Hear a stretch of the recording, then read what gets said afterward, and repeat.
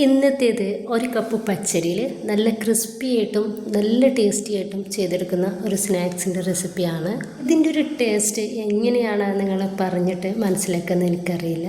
അപ്പോൾ അത് നിങ്ങൾ ഉണ്ടാക്കിയിട്ട് കഴിച്ച് തന്നെ ഇതിൻ്റെ ടേസ്റ്റ് അറിയണം കേട്ടോ. അപ്പോഴാണ് നിങ്ങൾക്കത് മനസ്സിലാവുള്ളൂ. അപ്പോൾ അതിന് വേണ്ടിയിട്ട് ഞാൻ ഒരു കപ്പ് പച്ചരി വെള്ളത്തിലിട്ട് നന്നായിട്ട് കുതിർത്തിട്ട് അതിൻ്റെ വെള്ളമൊക്കെ ഒഴിവാക്കിയിട്ട് ഒന്ന് വെച്ചിട്ടുണ്ട്. ഇനിയിപ്പോൾ നമുക്ക് ഇത് മിക്സിയുടെ ജാറിലേക്ക് ഇട്ട് കൊടുക്കാം. ഇനിയിപ്പോൾ ഇതിലോട്ട് ഒരു 1/4 കപ്പ് വെള്ളമാണ് ഒഴിച്ചു കൊടുക്കുന്നത്. കൂടുതൽ വെള്ളം വേണ്ട കേട്ടോ. വളരെ കുറച്ച് വെള്ളം ഒഴിച്ചെടുത്തിട്ട് നല്ല ഫൈൻ പേസ്റ്റ് ആക്കിയിട്ട് അരച്ചെടുത്തിട്ടുള്ള ഒരു മാവ് നമുക്കൊരു ബൗളിലേക്ക് ഒഴിച്ചു കൊടുക്കാം. ഞാൻ 3 ഉരുളക്കിഴങ്ങ് എടുത്തിട്ടുണ്ട്. നെടുക് കീറിയെടുത്തിട്ടുള്ള ഉരുളക്കിഴങ്ങ് നമ്മൾ കുക്കറിലേക്ക് ഇട്ട് കൊടുത്തിട്ട് ഒരൊറ്റ വിസിൽ അടുപ്പിച്ചിട്ടെടുക്കുക. ചെറുതായിട്ട് നമുക്കിത് വേവായാൽ മതി, കൂടുതൽ വെന്ത് ഉടയേണ്ട.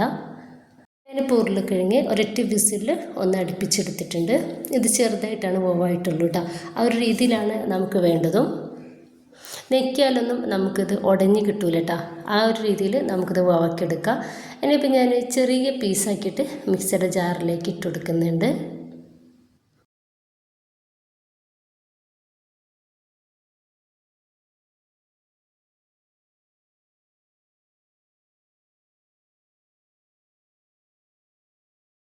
ഇപ്പം ഇതിലോട്ട് ഒരു 1/4 കപ്പ് വെള്ളം ഇതിലേക്ക് ഒഴിച്ചു കൊടുക്കുന്നുണ്ട്.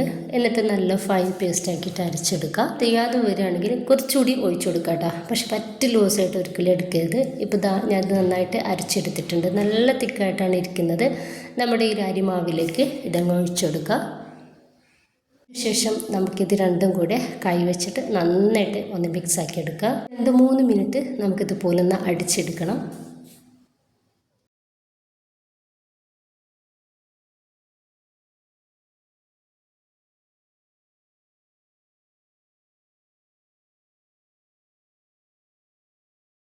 അതിനുശേഷം ഇതിലോട്ട് 1 ടീസ്പൂൺ ചെറിയ ജീരകം ഇട്ടെടുക്കുന്നുണ്ട്.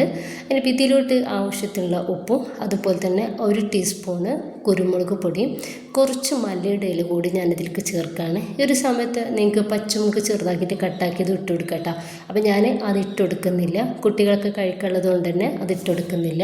ഇനിയിപ്പോൾ ഇതൊന്നും കൂടെ ഇട്ടെടുത്തതിന് ശേഷം നമുക്കിത് നന്നായിട്ട് ഒന്ന് മിക്സ് ആക്കി എടുക്കാം. സമയത്ത് നമ്മൾ ഉപ്പൊക്കെ ഒന്ന് ചെക്ക് ചെയ്ത് നോക്കുക, അല്ലെങ്കിൽ ഇട്ടുകൊടുക്കുക.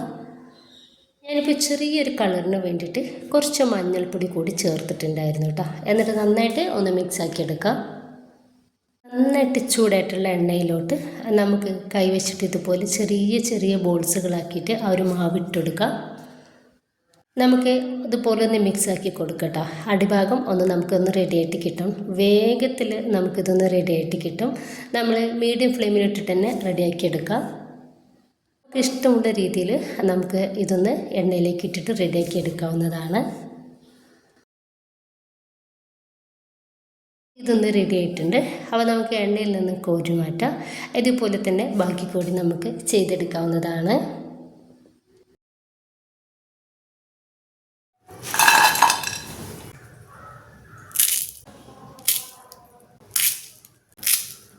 പ്രത്യേക ടേസ്റ്റുള്ളൊരു സ്നാക്സാണിത്. കുറച്ചധികം നമ്മൾ ഉണ്ടാക്കിയിട്ട് ബോട്ടിലിട്ടൊക്കെ ആക്കി സൂക്ഷിച്ച് വെക്കുകയാണെങ്കിൽ നോമ്പ് കഴിഞ്ഞിട്ടൊക്കെ നമുക്ക് നല്ല ഉപകാരപ്പെടും.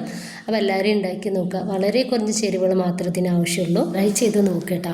ഇഷ്ടമായിട്ടുണ്ടെങ്കിൽ നിങ്ങളുടെ സപ്പോർട്ടൊക്കെ ഉണ്ടാവും. ഇൻഷാ അല്ലാഹ്. ഓക്കെ.